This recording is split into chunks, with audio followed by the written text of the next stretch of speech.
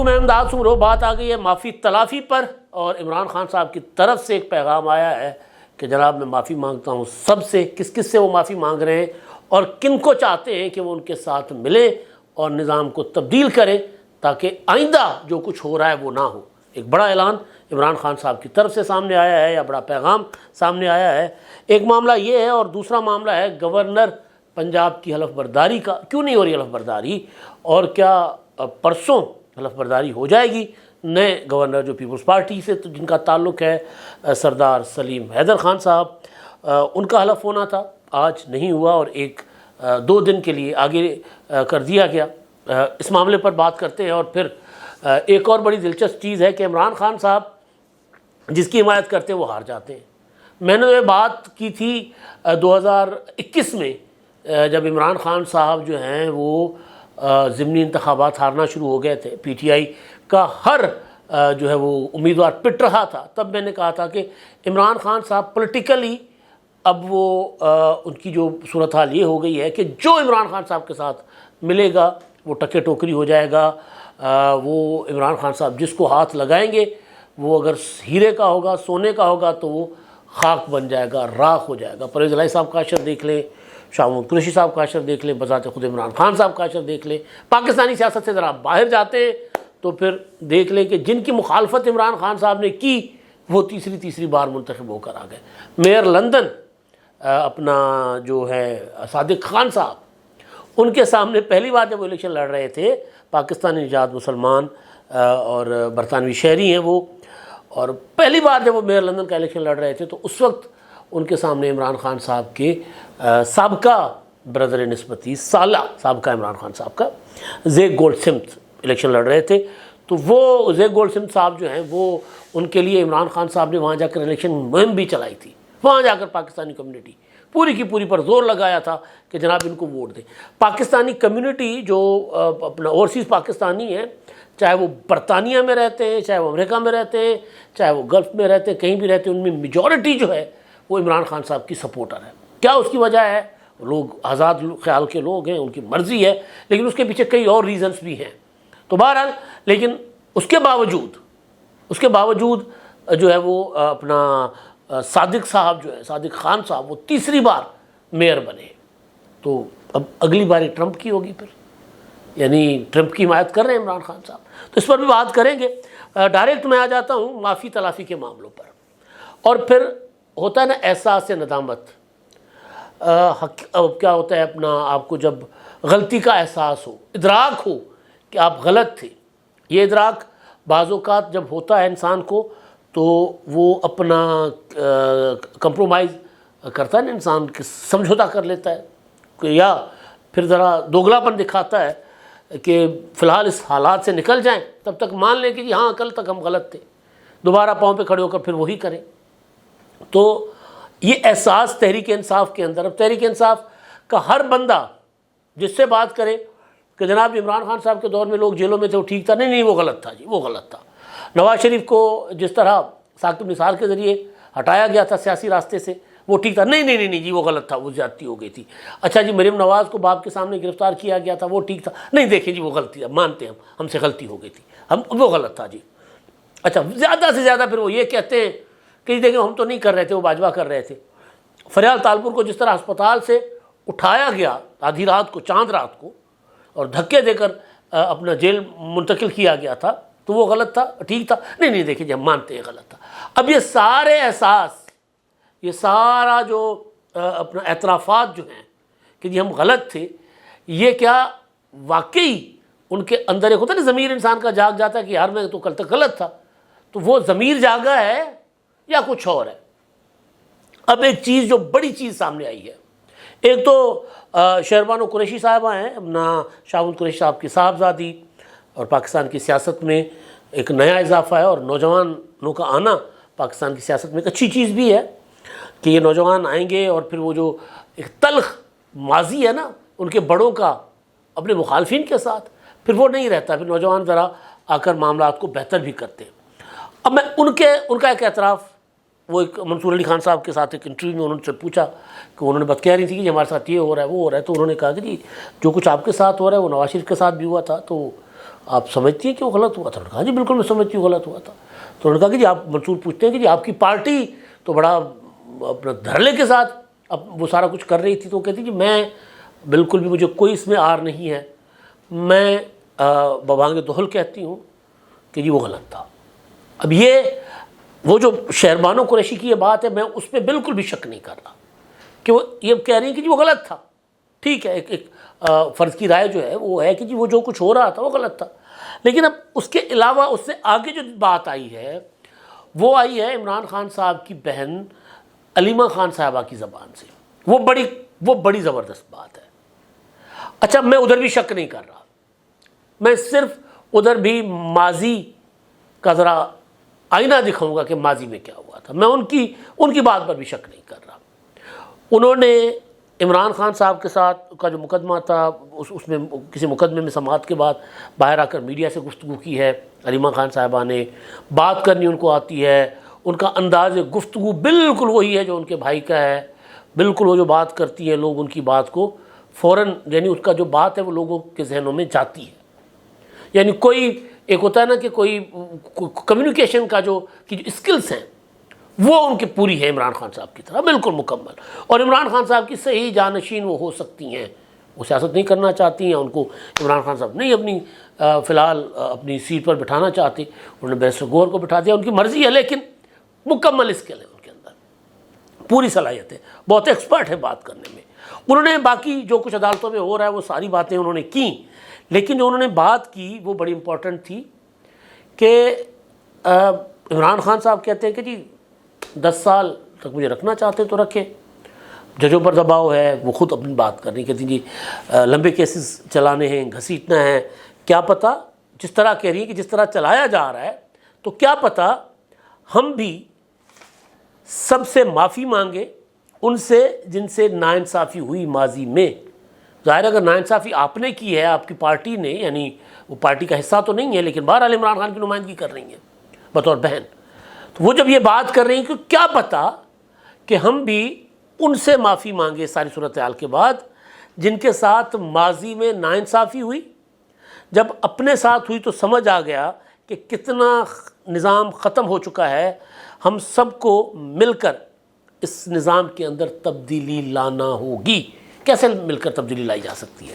معافی کس سے مانگنی ہے؟ معافی ان سے مانگیں گے نا جن سے زیادتی ہوئی ہے۔ عمران خان صاحب نے کہا میں ان کو نہیں چھوڑوں گا، میں ان کو جیلوں میں رکھوں گا،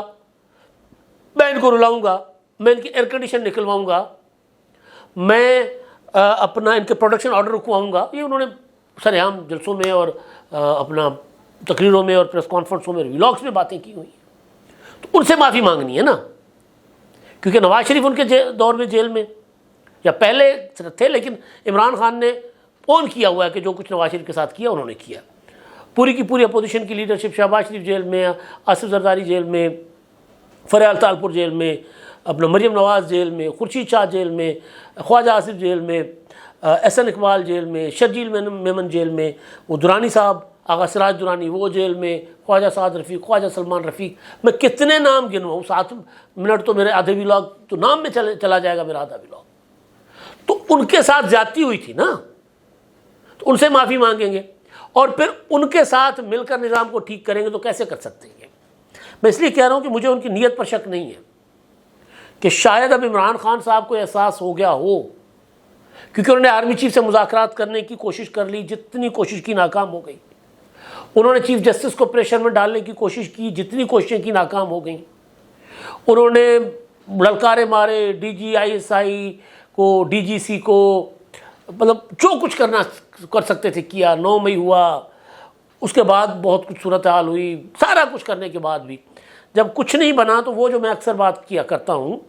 کہ جب حکومت بن جائے گی اور حکومت نظر آئے گا کہ جلد نہیں گھر جانے لگی، تو پھر عمران خان صاحب جو ہیں وہ پھر ذرا گھٹنوں کے بل جھکیں گے۔ تو یہ جو بات ہے، کیا یہ عمران خان صاحب کا پیغام ہے کہ میں سب سے معافی مانگتا ہوں اور سب کے ساتھ بیٹھنے کو تیار ہوں؟ عمران خان صاحب تو کہتے ہیں میں 3 پولیٹیکل پارٹیز کے ساتھ بیٹھنے کو تیار نہیں ہوں۔ 3 کون سی؟ مسلم لیگ نون پیپلز پارٹی اور ایم کیو ایم، انہوں نے ہمارا مینڈیٹ چرایا۔ تو ان میں 2 پارٹیوں سے زیادتی کی ہے نا، نون لیگ اور پیپلز پارٹی کے ساتھ۔ تو پھر معافی اگر زیادتی وہ اسٹیبلشمنٹ نے کی ہے تو معافی عمران خان صاحب کی بہن کیوں کہہ رہی ہیں کہ ہم معافی مانگیں گے؟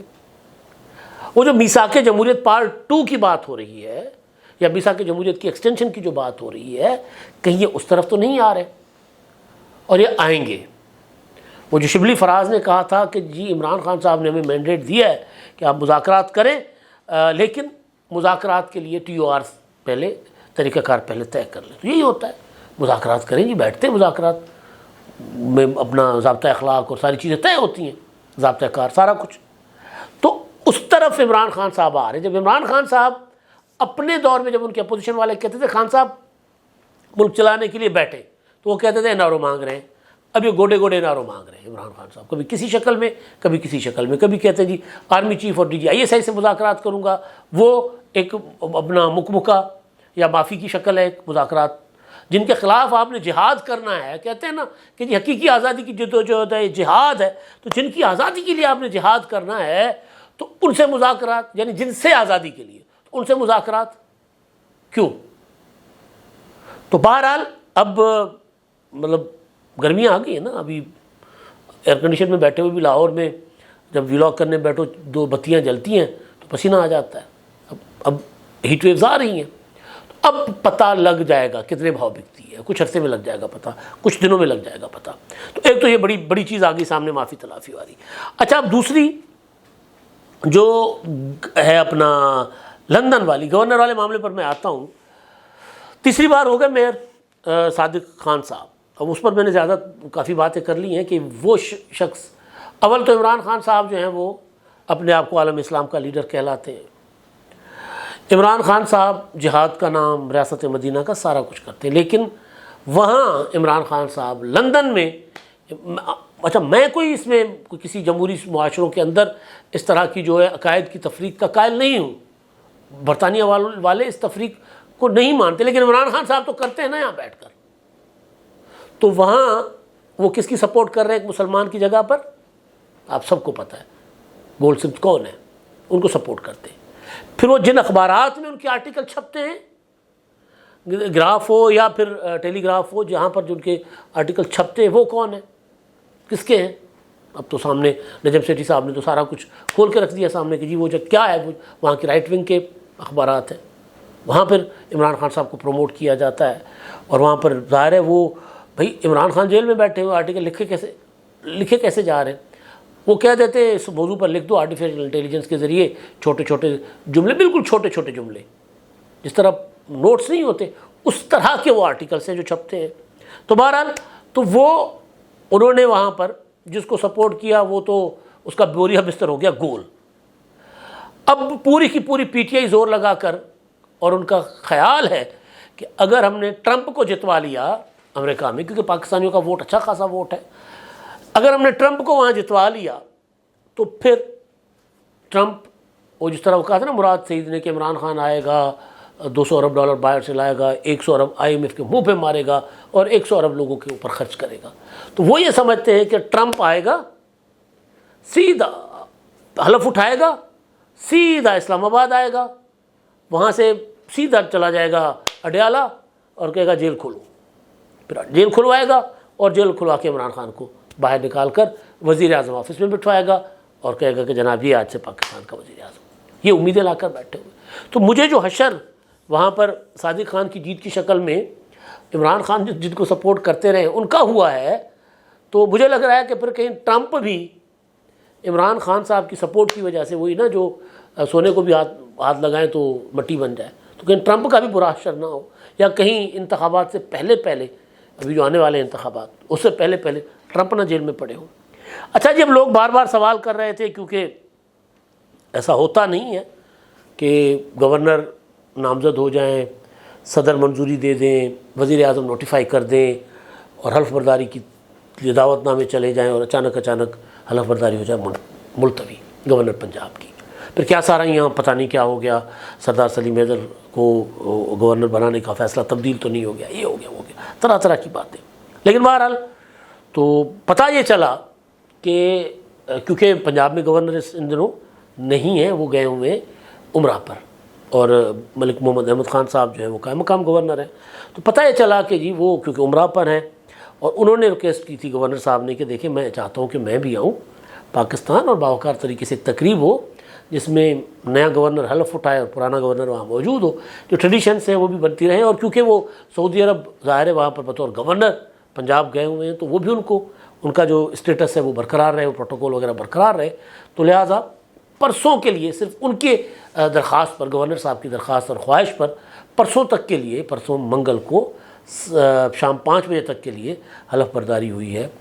ملتوی۔ میں نے گورنر ہاؤس میں کچھ سورسز سے پوچھا، میں نے کہا جی پرسوں ہو جائے گی حلف برداری، گورنر صاحب آ جائیں گے؟ تو انہوں نے کہا کہ جی وہ بالکل ان کا جو پروگرام تو یہی ہے کہ وہ آ جائیں گے، لیکن کچھ سورسز کہہ رہے ہیں کہ ممکن ہے پرسوں بھی نہ ہو، شاید ایک آدھ دن اور ڈیلے ہو۔ اب تک کے لیے اتنا ہی، اللہ حافظ۔